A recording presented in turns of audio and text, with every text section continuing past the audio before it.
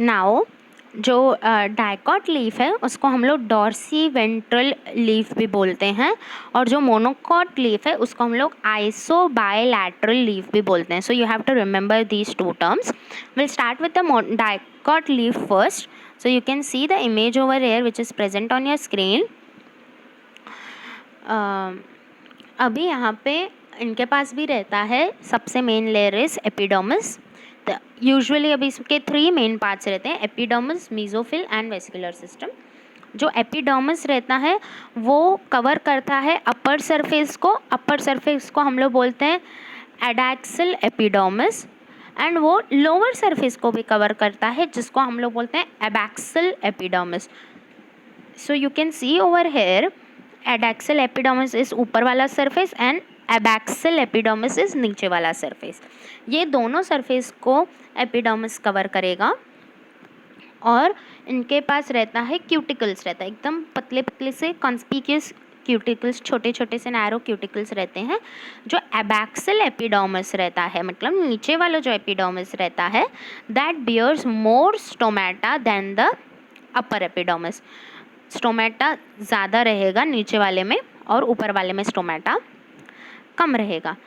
जो या तो कभी कभी नहीं भी रहेगा. सो अपर सरफेस मे और may not have stomata, and जो नीचे वाला रहता है एपिडर्मिस उसमें काफ़ी स्टोमेटा रहता है. जो टिश्यू रहता है between the upper and lower epidermis, इसको हम लोग कहते हैं mesophyll. So mesophyll is the tissue between upper and lower epidermis. अभी मेसोफिल के पास रहता है क्लोरोप्लास्ट, जो करता है क्या काम, फोटोसिंथेसिस का, and it is made up of parenchyma. अभी इसके पास 2 टाइप के पेरेन्काइमा होते हैं, palisade parenchyma and spongy parenchyma. जो एडेक्सली प्लेस्ड पैलिसेड पेरेन्काइमा रहता है, मतलब जो ऊपर प्रेजेंट रहता है parenchyma, that is made up of elongated cells. As you can see over here I am highlighting. ये जो पैलिसेड पेरेन्काइमा है, that which is present on the adexal part, that is the upper part, that is made up of elongated cells which are arranged vertically and are parallel to each other. ये एक दूसरे से parallel हैं और ये vertically placed हैं. और the oval or the round which is loosely arranged spongy parenchyma वो रहता है below.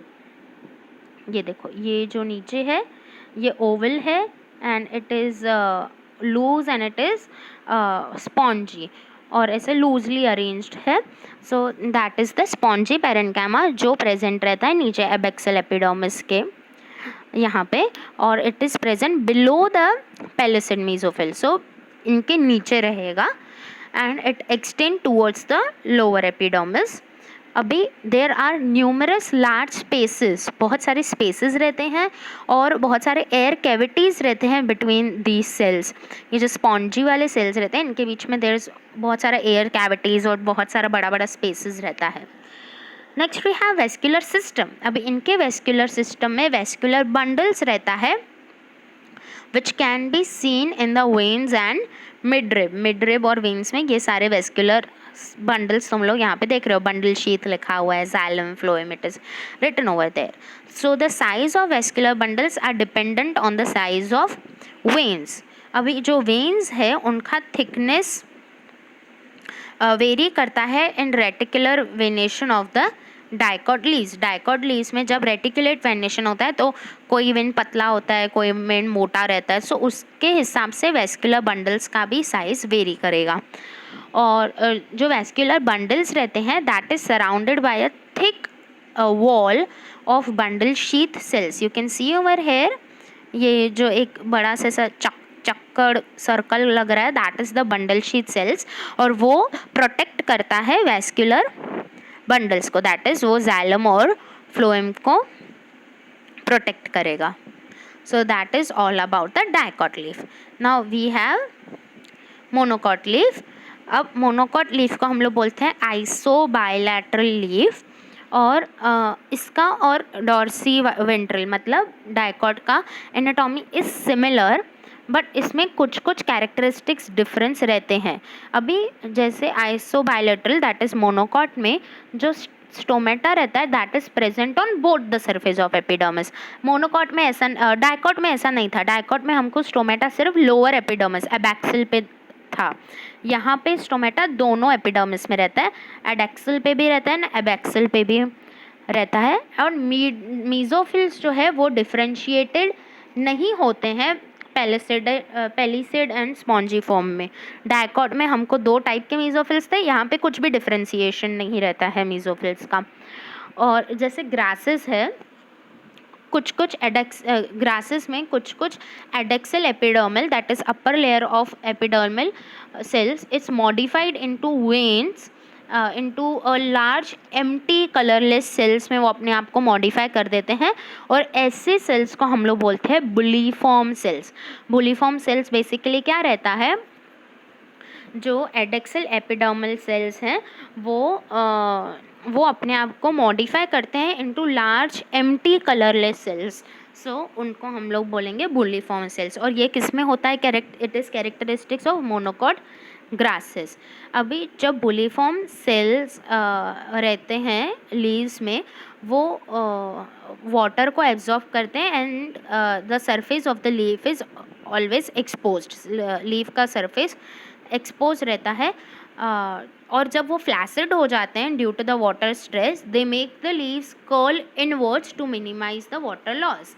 Like when they are flaccid due to the water stress, as in जब वो ऐसा वाटर स्ट्रेस की वजह से जब वो कमज़ोर होने लगते हैं तो वो लीफ को कर्ल कर देते हैं, बेंट कर देते हैं, जैसे वाटर लॉस मिनिमम हो जाए। और जो पैरेलल वेनेशन रहता है मोनोकॉट लीव्स में is reflected in near similar sizes of vascular bundles. मतलब पैरेलल वेनेशन में ऑलमोस्ट सेम ही साइज़ के वेन्स रहते हैं, सो हर जगह वेस्कुलर बंडल्स का साइज सिमिलर रहेगा, accept in the main vein जो मिडरिब रहता है वहाँ पे सिर्फ बड़ा सा वेस्कुलर बंडल्स रहेगा, otherwise vascular bundles would be similar. और जो ऑफकोर्स जो रेटिकुलर वेनेशन वाले लीव्स रहेंगे जैसे डाइकॉट्स में, तो वहाँ पे vascular bundles would be different in size. So that is the easiest thing, and we are finished with the anatomy of plant parts, that is root, leaves and stem. We are studying the topic anatomy of flowering plants. So today's topic is secondary growth. अभी जो growth रहता है roots और stems का in the length with the help of apical meristem, उसको हम लोग बोलते हैं प्राइमरी ग्रोथ। अभी apart from the primary growth, जो डाइकॉट प्लांट्स रहते हैं, they exhibit increase in the ग्रेथ। Now what is the ग्रेथ? It is the increase in the size, the width of stem, of trunk, barks, branches, leaves, उसको हम लोग बोलते हैं ग्रेथ। तो increase in this ग्रेथ is the characteristics of dicot plants. इस चीज़ को हम लोग बोलते हैं secondary growth. Now the tissues involve in the secondary growths are 2 lateral meristems. तो वो 2 लैटरल मेरिस्टम्स कौन से हैं? वैस्कुलर कैम्बियम एंड कॉक cambium. So first will study vascular cambium. ये क्या होता है? It is the meristematic layer which is responsible for cutting off vascular tissues. तो सारे जो जाइलम एंड फ्लोएम है उनका कटिंग ऑफ जो रहता है that is done by vascular cambium. और in the young stem it is present in patches as a single layer between the xylem and phloem, और बाद में वो बन जाता है पूरा complete ring. So first will see how the cambial ring forms. तो ये जो रिंग है वो कैसे बनता है? तो जो डाइकॉट स्टेम्स रहता है, डाइकॉट स्टेम्स में जो सेल्स रहते हैं कैम्बियम के, that is present between the xylem and the primary phloem, उसको हम लोग बोलते हैं इंट्रावैस्कुलर कैम्बियम। तुमको याद होगा फर्स्ट वीडियो में व्हेन वी वर टॉकिंग, मैंने तुमको बोला था 3 things which will study later in the chapter. That is the first thing intravascular cambium. ये क्या है? The cells of the cambium present between the primary xylem and the primary phloem, उसको हम लोग बोलते हैं इंट्रावैस्कुलर कैम्बियम। फिर जो मेड्युलरी सेल्स रहते हैं adjoining these intravascular cambium they become meristematic, वो मेरिस्टेमेटिक बन जाते हैं और वो बन जाते हैं इंटरवैस्कुलर कैम्बियम. सो मेडुलर सेल्स जो इंट्रावैस्कुलर कैम्बियम के बाजू में रहते हैं उनको हम लोग बोलते हैं इंटरवैस्कुलर कैम्बियम. और ऐसे ही बनता है एक कंप्लीट रिंग. इंट्रा का वैस्कुलर कैम्बियम का एक लेयर्स बनता है. This forms a continuous ring of the cambium. So that is how cambial ring forms.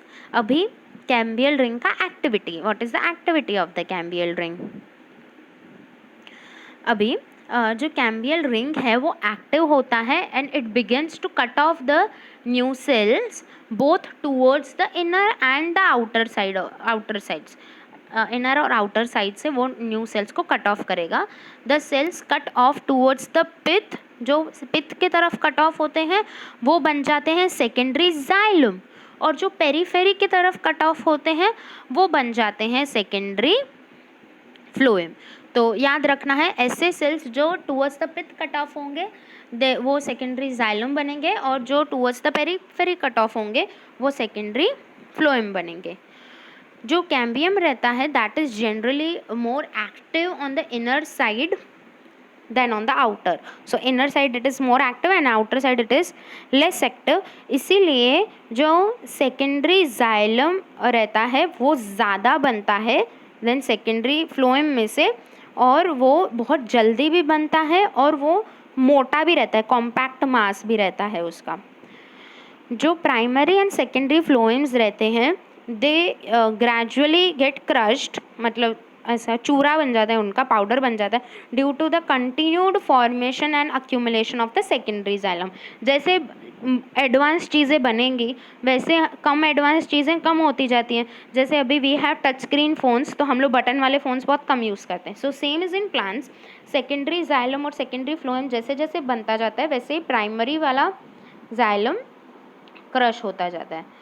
तो जो प्राइमरी जाइलम रहता है दैट हाउएवर रिमेन्स मोर और less intact in around the centre में वो थोड़ा सा बच के मतलब इंटैक्ट रहता है, बचा हुआ रहता है, otherwise it gets totally crushed. और कुछ कुछ प्लेसेस पे जो कैम्बियम है वो बनाता है एक narrow band of parenchyma cells which passes through the secondary xylem. Secondary xylem में से वो पास होगा एंड सेकेंडरी फ्लोएम में से भी पास होगा इन रेडियल डायरेक्शंस. रेडियस के फॉर्म में it passes and these are called as secondary medullary rays, क्योंकि वो रेज के फॉर्म में पास हो रहा है. कौन?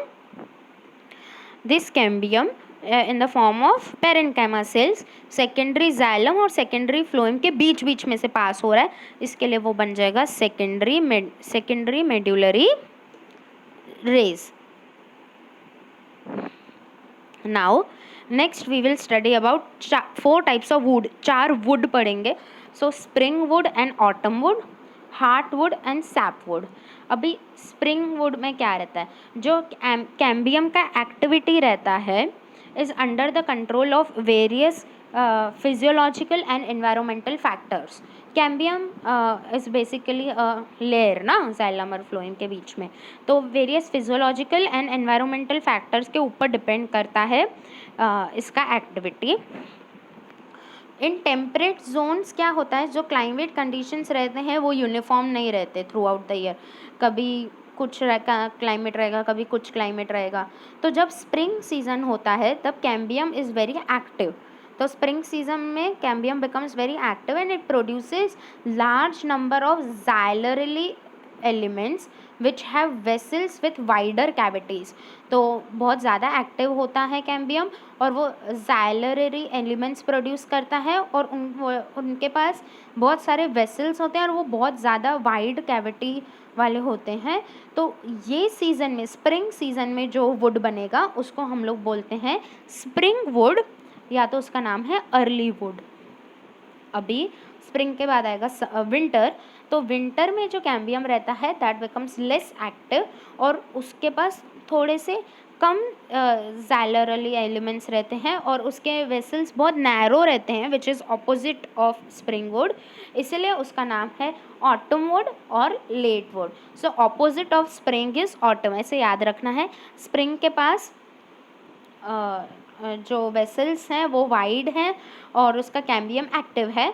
ऑटम के पास कैम्बियम एक्टिव नहीं है, उसका वेसल्स इज नॉट वाइड, उसका xylary elements is less and spring का xylary element is more, so depending on the cambium activity. दूसरा क्या है, स्प्रिंग वुड जो है उसका लाइट कलर रहता है और उसका डेंसिटी इज़ लो डेंसिटी रहता है, ज़्यादा हैवी नहीं रहता है। वेयर इज जो ऑटम वुड रहता है वो डार्क कलर रहता है और उसका डेंसिटी इज़ ज़्यादा हायर डेंसिटी रहता है। So these two kinds of would that appear in concentric circles, इस वुड में अगर तुमने देखा रहेगा कॉन्सेंट्रिक सर्कल्स जो रहते हैं दे कंस्टिट्यूट एन एनुअल रिंग, उनको एनुअल रिंग बोलते हैं। The annual ring which is seen in the cut stem gives an estimate image of the tree. If you have ever seen when a tree is cut, तो वो tree के जब tree cut होता है तो उसमें रिंग्स होते हैं। So depending on the number of rings, annual ring, जितना रिंग रहेगा उतना ओल्ड वो ट्री रहेगा। If there are 5 rings so 5 year old tree है, 10 रिंग्स तो 10 ईयर ओल्ड ट्री है, 500 रिंग्स तो 500 ईयर ओल्ड ट्री है। सो दैट एनुअल रिंग रहता है, दैट इज कॉन्सेंट्रिक सर्कल्स रहते हैं, वो हमें बताते हैं what is the approximate age of the tree. Now we have another two types of wood, that is heartwood and sapwood. अभी जो ओल्ड ट्रीज रहते हैं तो उसमें the greater part of secondary xylem जो रहता है वो डार्क ब्राउन रहता है। ओल्ड ट्रीज में secondary xylem is dark brown, क्यों? क्योंकि उसमें ऑर्गेनिक कंपाउंड्स डिपॉजिट होते हैं। कौन से ऑर्गेनिक कंपाउंड्स होते हैं? टैनिन्स रहेगा, रेजिन्स रहेगा, oils, gums, aromatic substances, essential oils, ये सब जो सारी चीज़ें रहते हैं वो बहुत ज़्यादा डिपॉजिट रहते हैं ओल्ड ट्रीज़ में, ओल्ड ट्रीज़ के सेकेंडरी जाइलम में, स्पेशली इन द सेंटर या तो innermost layer of the stem, stem के सेंटर या तो इनरमोस्ट लेयर में। अभी इसकी वजह से ये सारे सब्सटेंसेस जो हैं वो स्टेम को बना देते हैं एकदम हार्ड और एकदम ड्यूरेबल, कभी ना टूटने वाला, एकदम हार्ड, और which is resistant to the attack of micro organisms and insects. तो ये वाला जो पार्ट रहता है वो माइक्रो ऑर्गेनिज्म और इंसेक्ट्स उसको जल्दी अटैक नहीं कर पाते। ये रीजन में डेड एलिमेंट्स रहते हैं, all the elements are dead with high lignified walls, एकदम उनके walls are very much lignified. ऐसे वुड को हम लोग बोलते हैं हार्टवुड।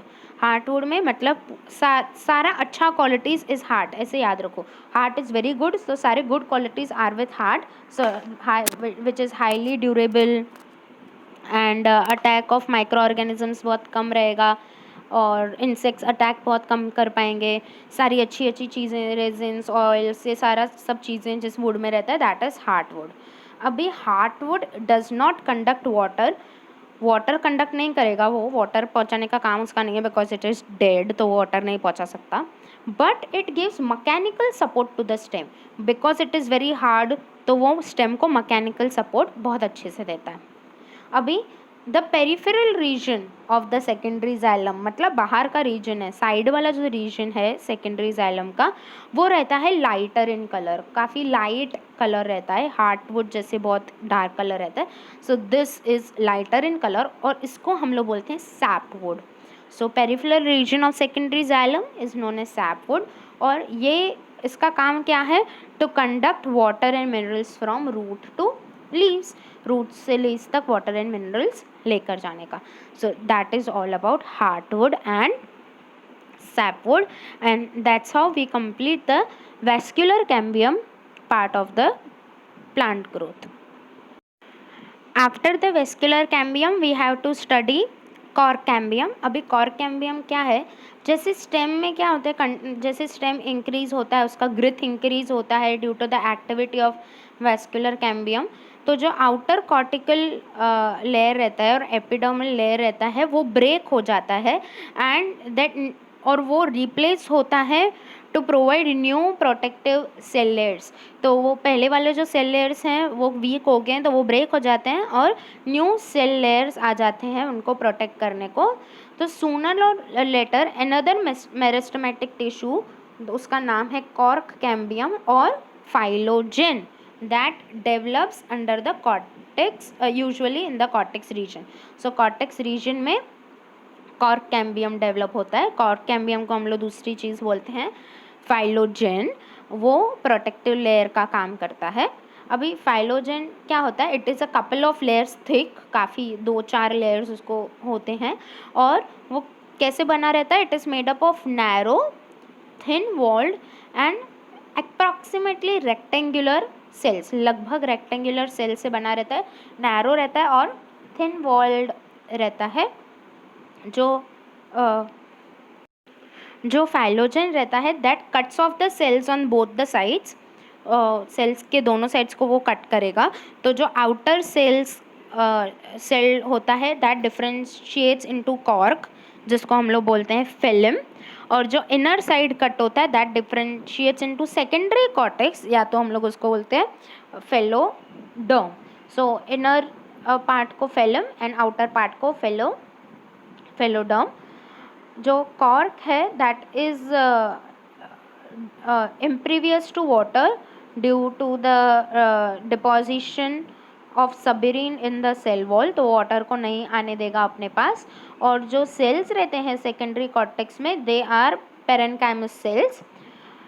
उसके अलावा जो फेलोजेन, फेलिम और फेलोडर्म, ये तीनों मिलके बनाते हैं periderm. So periderm is what? Periderm is a group of phylogen, that is cork cambium, phylum and phelloderm. ये तीनों मिलके बनाते हैं पेरिडर्म. अभी due to the activity of cork cambium क्योंकि बनता रहता है, देयर बिल्ड्स अ प्रेशर. कहाँ पे? Between the remaining layers of the peripheral to phellogen. तो कॉर्क कैम्बियम क्योंकि बार बार न्यू लेयर्स बना रहा है तो प्रेशर बिल्डअप होता है.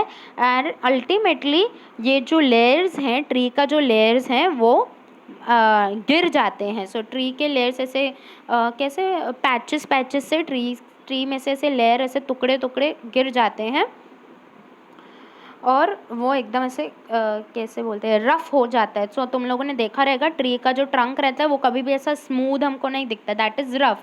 क्यों? Because of the continuous activity of cork cambium. You can see over here this image ऐसे दैट इट इज़ रफ. वो क्यों रफ है? क्योंकि कॉर्क कैम्बियम का एक्टिविटी कंटिन्यूस है. सो वो जो लेयर्स हैं वो मर के स्लॉग ऑफ हो रहे हैं. Now that is what we give a term bark. अब बार्क क्या है? It is a non technical term ना. It is a non technical term that refers to all these exterior tissues and vascular cambium. In vascular cambium और external tissues को मिलके हम लोग bark बोलते हैं. Therefore including the secondary phloem also. अभी bark क्या रहता है? Bark constitute of number of tissues. Periderm, secondary phloem, ये दोनों इंक्लूड हो गए बार्क में. बार्क जो अर्ली सीजन में बनेगा that is called as early और सॉफ्ट बार्क.